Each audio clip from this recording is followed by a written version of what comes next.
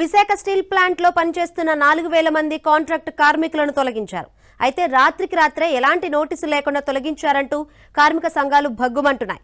ఓవైపు సెయిల్లో విలీనం చేశామని చెప్తూనే మరోవైపు కాంట్రాక్ట్ కార్మికులను తొలగించడం వెనుక కుట్రను బయటపెట్టాలని డిమాండ్ చేస్తున్నారు.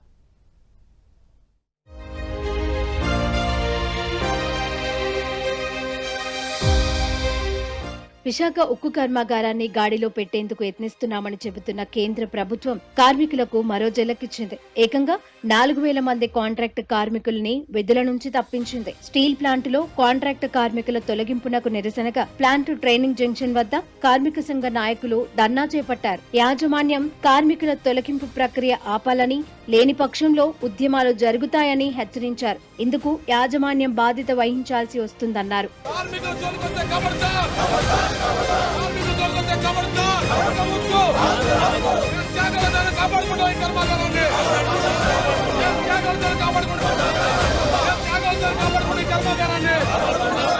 ఇప్పటికే ఎన్ఎండిసి నగర్ నార్లో నిర్వహిస్తున్న స్టీల్ ప్లాంట్ కు కొంతమందిని డిప్యుటేషన్ పై పంపింది. ఇప్పుడు కాంట్రాక్ట్ కార్మికుల వంతు వచ్చింది.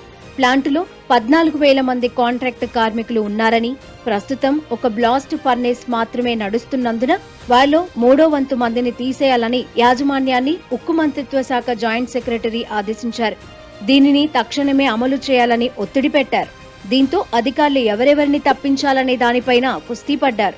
ఏకపక్షంగా తీసేస్తే సమస్యలు వస్తాయని భావించి అనారోగ్య సమస్యలతో తరచూ సెలవులు పెడుతున్న వారిని, ఆసుపత్రుల చుట్టూ తిరుగుతున్న వారిని, విధులకు తరచూ గైర్హాజరయ్యే వారిని, ఇలా కాంట్రాక్టర్ సిబ్బందిని తొలగించారు. ఢిల్లీ నుంచి పరిపాలన కొనసాగిస్తా ఉంది. కొద్దిమంది అధికారులు ఇక్కడ పెట్టి మన 7,500 మంది 30 సంవత్సరాల నుంచి ఉన్నటువంటి హెచ్ఆర్ఏని ఎవరితో మాట్లాడకుండా, మాట మాత్రం కూడా చెప్పకుండా రాజ్య సొత్తులు విత్డ్రా చేసుకున్నారు.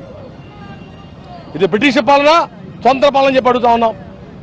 నిన్న జాయింట్ సెక్రటరీ గారు వచ్చి సీఎండీ గారి ఇద్దరు కూర్చొని అడ్మిన్ బిల్డింగ్ తాళాలు వేసుకుని ఎవరిని లోపల రానియకుండా 4,000 మంది కాంట్రాక్ట్ కార్మికుల్ని రాత్రి సర్కులర్ ఇచ్చి నిన్న సాయంత్రం కల్లా తీసేశారు. 30 సంవత్సరాల నుంచి భుజం కలిపి నిరంతరం శ్రమించి వేల కోట్ల రూపాయల సంపద సృష్టించడంలో ఉన్న కాంట్రాక్ట్ కార్మికులు ఎలా తీసేస్తామని చెప్పి అడుగుతా ఉన్నాం. సెయిల్లో విలీనం చేస్తే పూర్తి సామర్థ్యంతో ప్లాంటును నడపాల్సి వస్తుందని, ఇప్పుడు తీసేస్తే అప్పుడు మళ్లీ తీసుకుంటారో లేదోనని కార్మిక సంఘాలు ఆందోళన వ్యక్తం చేస్తున్నాయి. ప్లాంటును నడపడానికి కాంట్రాక్ట్ కార్మికులు చాలా అవసరమని, వారు లేకుండా ఉత్పత్తి సాధ్యం కాదని అంటున్నారు. ఉద్యోగులను తొలగిస్తే వారికి రకరకాల బెనిఫిట్లు వస్తాయని, కాంట్రాక్ట్ కార్మికులకు అలాంటివేమీ ఉండవని, వారిని ఉన్నపలంగా తొలగిస్తే అశాంతి నెలకొంటుందని, ఉద్రిక్త పరిస్థితులు ఏర్పడతాయని ఉద్యోగ వర్గాలు ఆందోళన వ్యక్తం చేస్తున్నాయి. దీని భారతదేశంలో ఏ ప్రైవేట్ స్టీల్ ప్లాంట్ కానీ, ప్రభుత్వంలో నడిచే సేల్ కానీ, ఏదైతే నువ్వు ఐపీఎల్ ఉన్నటువంటి సేల్ చైర్మన్ కానీ చెప్పమనండి, దీనికంటే కూడా డబుల్ ది మ్యాన్ పవర్ సేల్లో ఉన్నారు ఈరోజు. ఎందుకు దీన్ని తోలుకొస్తా ఉన్నారు? తెలుగు వాళ్ళు అణిగిమని ఉంటారని మీరు అనుకుంటా ఉన్నారా? ఇప్పుడు సమస్య లేదు, ప్రభుత్వాలే మారిన ఈ రాష్ట్రంలో.